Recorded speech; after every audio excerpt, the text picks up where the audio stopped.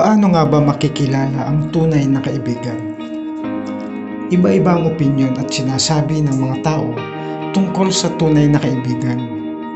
Ito ay mapatutunayan lamang sa lalim ng pagkakilala sa isa't isa at tagal ng pinagsamahan. Sa pagtatanong-tanong base sa karanasan ng ating mga nakausap, may 10 bagay silang sinasabi tungkol sa isang tunay na kaibigan. Una, lagi siyang nariyan.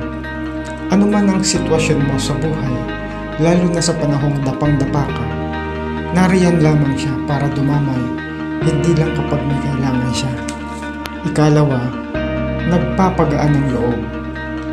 Nagagawa ka niyang pangitiin kapag bad mood ka. Nasasakyan niya ang drama mo sa buhay. Ikatlo, hindi nang huhusga.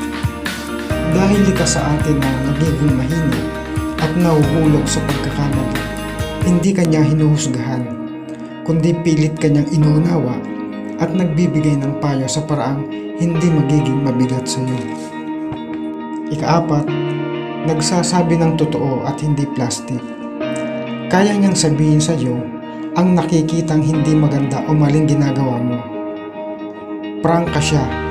At hindi lang ang mga salitang gusto mong marinig na magpapasaya sa iyo ang kaya niyang sabihin. Ikalima, tagapagtanggol. Handa ka niyang ipagtanggol at handang magsakripisyo. Hindi papayag na apihin ka at tapakan ng ibang tao.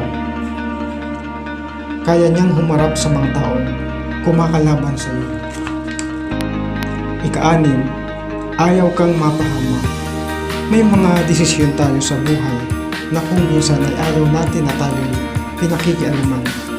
Subalit kung ito ay ikapapahamak mo na, ang tunay na kaibigan ay pilit na makikialam para huwag kang malagay sa peligro o alanganing sitwasyon. Ikapito, hindi mapapalagay kapag galit ka. Kapag tunay ang kaibigan, gumagawa siya ng paraan upang magkaayos kayo at magkapatawaran. Ika-8, tanggap ang pagkatao mo.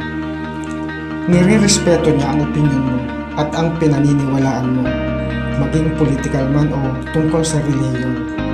Walang dahilan para pagtalunan ito. Ika-9, handa siya laging makinig sa iyo. Maliit man o malaki ang iyong dalang problema, handa niya itong pakinggan at magbigay siya ng opinyon, pero never kang huhusgahan. Ika-10, ipakikilala ka niya sa kanyang pamilya. Dahil ang tunay na kaibigan ay pilit kang ilalapit sa kanyang kamag-anak o sa kanyang pamilya. Dahil ang gaya niya ay isang kapatid, hindi mo sa dugo, pero sa puso.